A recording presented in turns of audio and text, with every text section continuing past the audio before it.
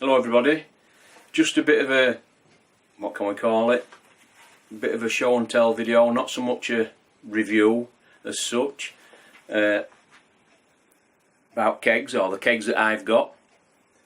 Now, I've got 4 kegs, 3 reconditioned kegs and 1 brand new one I've just bought, which I did mention in my last video. And I just thought I'd do a quick comparison between them both, telling you what I paid for them, why I've decided to go new instead of getting reconditioned, couple of little things like that. So without any further ado, I've got 3 kegs. I did have 4, but I've just sold one to somebody at work, and I've replaced that one with this new one.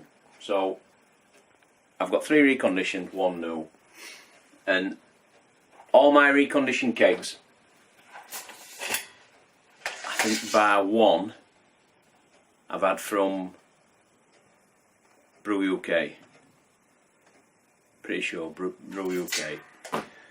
Reconditioned, and I think Brew UK, I got them at £57, but the last time I looked they'd gone up to 61 or something, around £60 mark, which for a reconditioned keg I don't think's bad. But I mean, they do tell you in their like disclaimer that there will be some scratches and dints, but nothing that's detriment to your keg.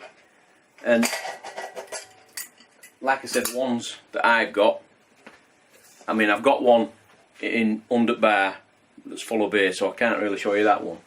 That is actually in a better condition than this one. But if you look at this one, you can see there's dints, scratches, and if you look at bottom, this side here has had a fairly substantial bang on it, which it will like that when it came.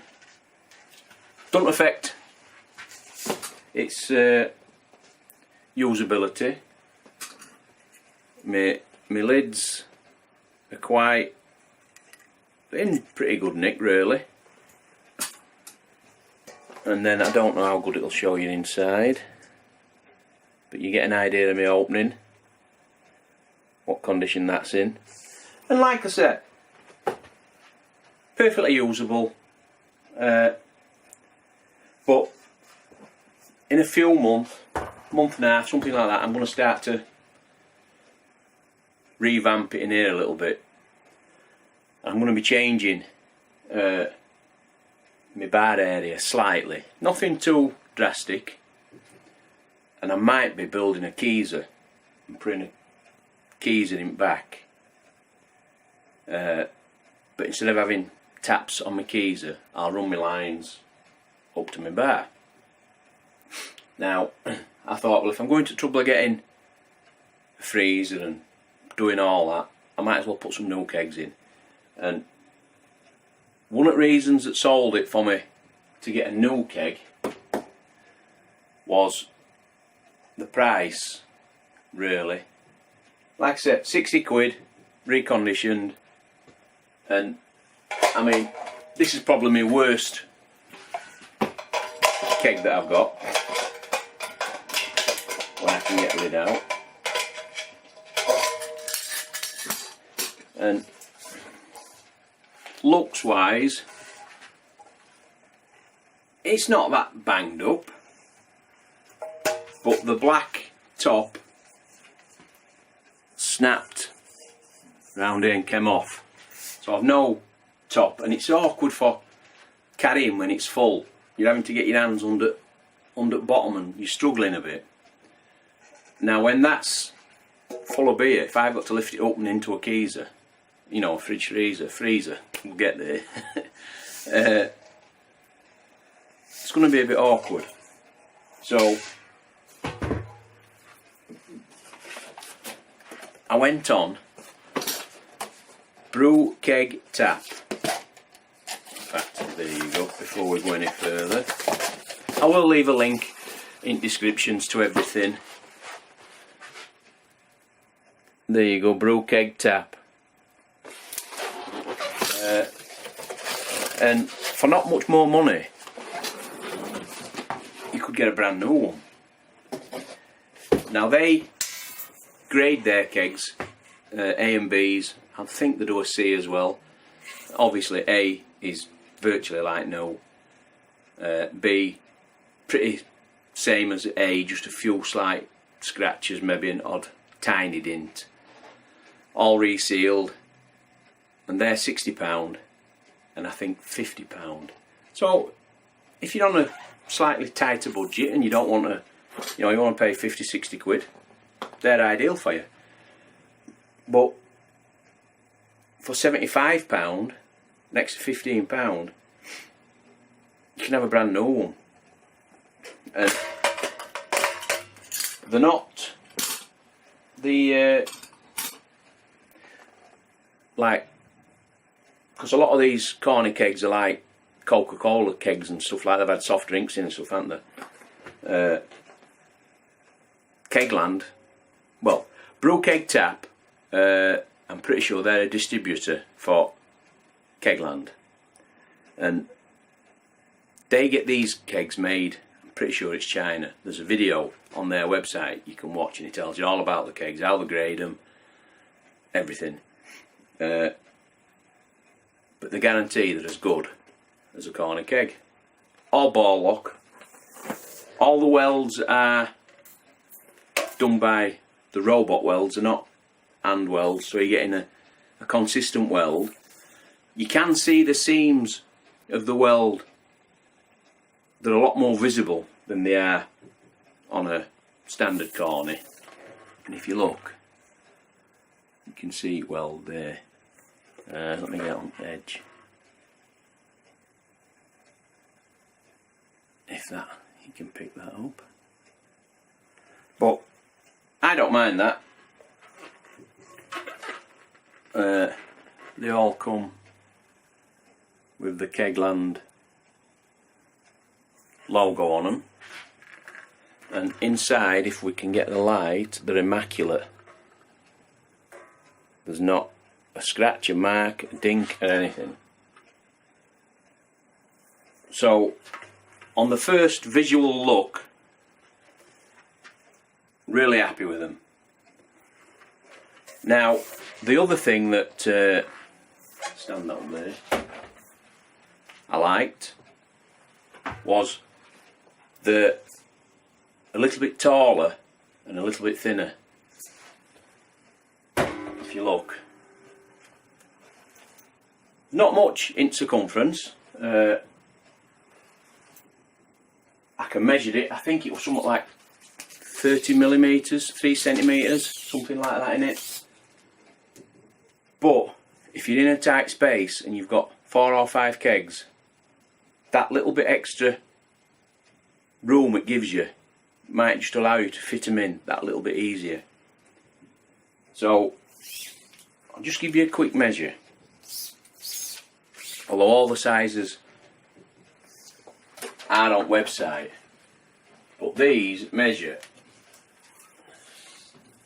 Now we're only doing it rough.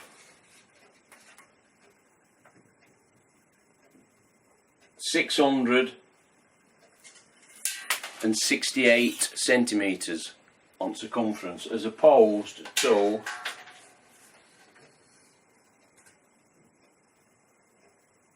725. So they are a little bit narrower.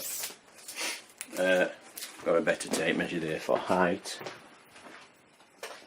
And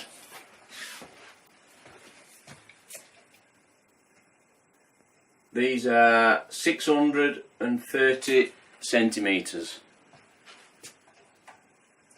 and 560 centimetres, or in old money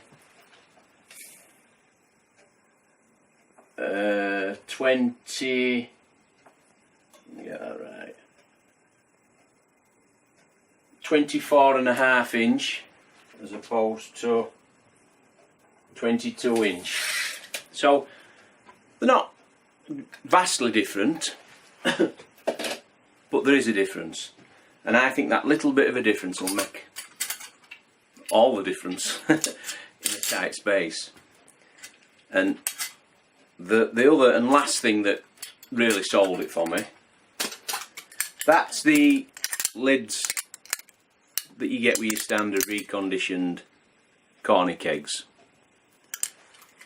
This is the lid off the new one I've just got, and what I like about it is that there. It's a built-in, let me put that down and show you properly.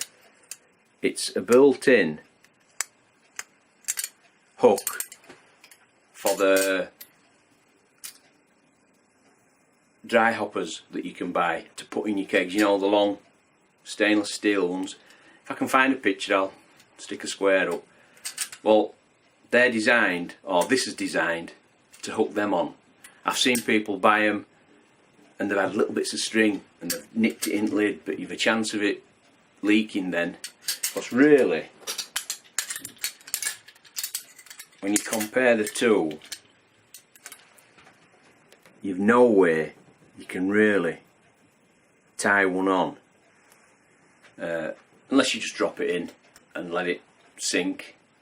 But I liked that idea. I thought that were a nice touch on lid.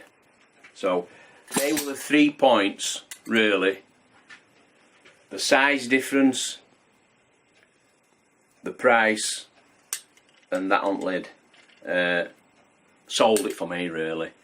And I think going forward, any more kegs I buy, which I am going to be buying some more, providing, I mean, I've had no beard in it yet, but when it came it had a little bit of pressure in, so I know it holds pressure. Providing when I put this, I have a beard on there that'll be going in this weekend. So once I know that's alright, I will be getting another 4 or 5. I want about 5 or 6 kegs, what I'm trying to say. And over time I will be getting these ones, providing this is alright when it's gassed up with beer in, which I don't see why it shouldn't be. And like I said, these 3 that I've got, 2 of them for definite will be going to a fella at work. That's probably too far gone. I'll just keep that as a spare for me probably. But that one and the one I've got a back at bar definitely be going. So that's all it was, fellas. Just a quick video just to show you my new keg from Brewkegtap.